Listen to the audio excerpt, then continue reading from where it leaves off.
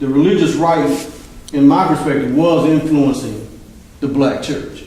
And so that not only takes on that perspective of this staunch attitude about homosexuality, but it was abortion rights, but it was also given a security that many of these churches could promote individuality from the standpoint of wealth building, these prosperity gospels, and many of these pastors that have these huge churches were attaching themselves to the religious right. And one major example is Eddie Long, the preacher that had the issue with the boys. So he didn't mind joining arms and hugging George Bush to despise homosexuality and gay marriage. And he's a huge church, major influence in Atlanta. So I tend to think that there has been some convergence. So that's my perspective. Jimmy? I wonder why you think the black community apparently is very much opposed to gay marriage. I'd like to explain why they do that, and also what you think about Herman Cain's candidacy. We only have a few. That's a big question. I can just answer the first part. I believe that within the African American community, it's not so much African Americans are against gay marriage, is that what you said? Yeah. That African Americans have a difficult time with homosexuality in general. Yeah. That would probably be source. They have to first deal with the homosexuality issue. That's something they're learning in the church, or this opposition to gays in the churches? I would say that's probably true. Not opposition to, but in the churches, we have a tradition or a strand in the Old Testament that speaks or is interpreted as being against homosexuality. So those who are in accord with that type of teaching will probably have a difficult time with homosexuality. So about Herman Cain now. I don't know, okay, I'm in trouble. That's a joke. We can go out maybe afterwards and have a discussion.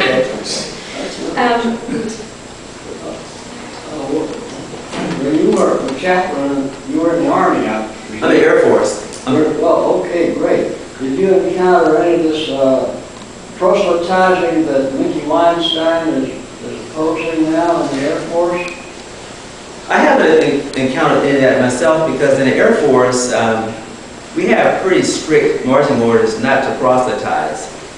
My personal experience is that we try to be, we say, a visible image of the holy, a reminder of the holy.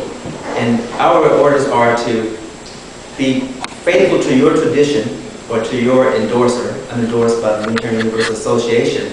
So I can preach when I'm in a worship setting according to my tradition. But I cannot leave that worship service and go into the broader church, broader unit and start trying to convert people over. When were you in them? I'm in now.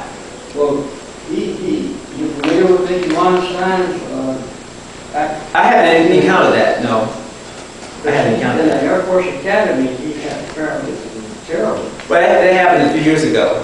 And since then, the Air Force has responded pretty swiftly to kind of clean that up. I'm not denying that it happened, but instead in my unit, we're pretty clear that we don't proselytize. We have Muslims and Jews and persons of all different faiths, and we don't try to convert anybody from their tradition to ours, our personal tradition. Yeah. Yes, a couple of questions. First is, obviously, African Americans have made tremendous strides in civil rights in this country, and there's a long way to go, certainly, but they've made huge progress. Same with gays as well, a long way to go, but tremendous amount of progress in equal rights. And anyway, but when it comes to atheists, again, we've kind of made some progress, but I don't think we've really made this big jump to progress to where we need to be. My question is, I've heard this idea from other minority groups who have achieved this jump in equality and rights, this idea that atheists, they choose their minority position, whereas blacks, that's not a choice, obviously. I've heard also even from gays, the idea that, oh, well, I didn't choose to be gay, but, oh, atheists, that's by choice. Which, now, just if I could just say my personal position is, I do not see it as a choice, certainly not in the sense that you would choose what shirt to wear on a given day. You know, your beliefs, my atheism is not something I could willingly choose otherwise to believe. So anyways, if you could just kind of touch on that a little bit, that dynamic between other minority groups and the non-religious in that regard.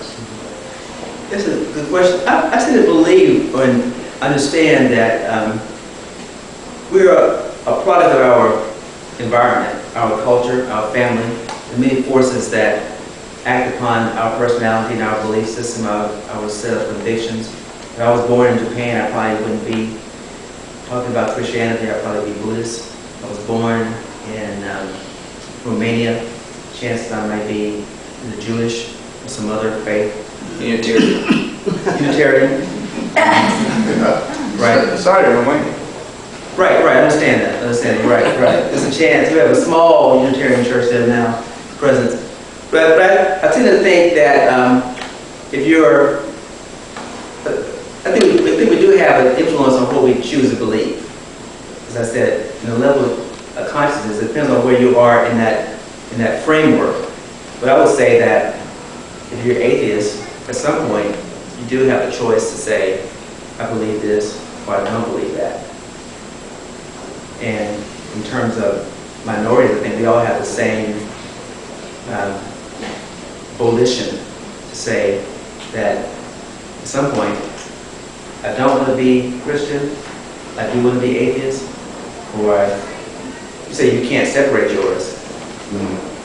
Because that's just how you feel is the truth. Right. I mean, I could not, no matter how hard I tried, if I had a gun to my head, I could not choose to believe. So that's the way that's how I differentiate between choice, as people typically think of choice, as opposed to, something that is just yourself, your identity. That's what,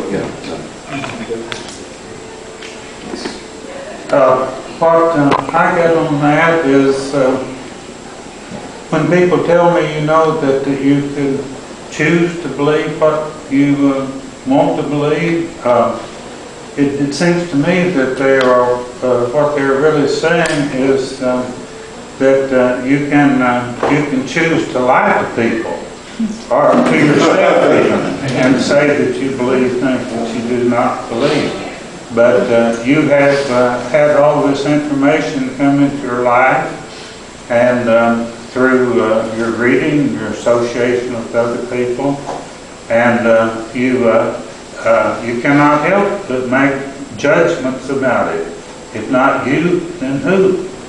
And these judgments that you make are what you believe. Now, you certainly should be willing to listen to other people about their beliefs and see, if there's anything new to add to yours.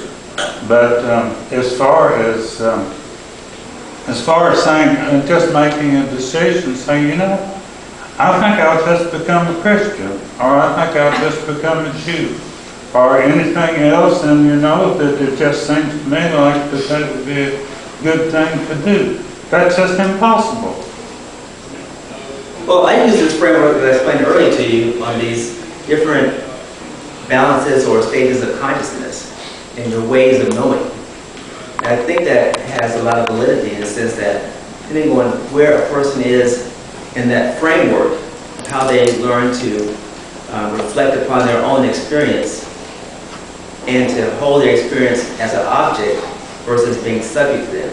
So a person whose experience is subject to them means that they cannot separate their beliefs from who their personhood is. So let's say I'm Kalani and I believe in God. Well, if I'm a person that's a interpersonal knower, for me, it's one and the same.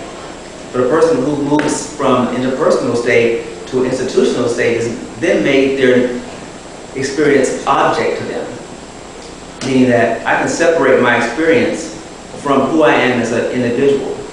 That's why when my mother decided to estrange herself from me, I could look at that experience and say, well, something is going on.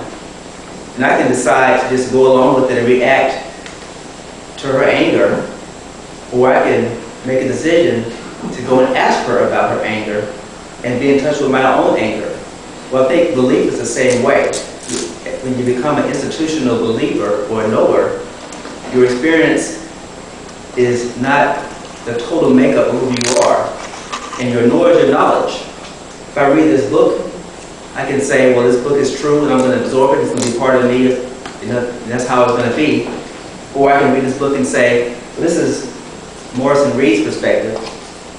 Let me reflect upon this perspective, and the part that I feel is congruent with my own experience, my understanding of education, perhaps I can make that a part of my experience also.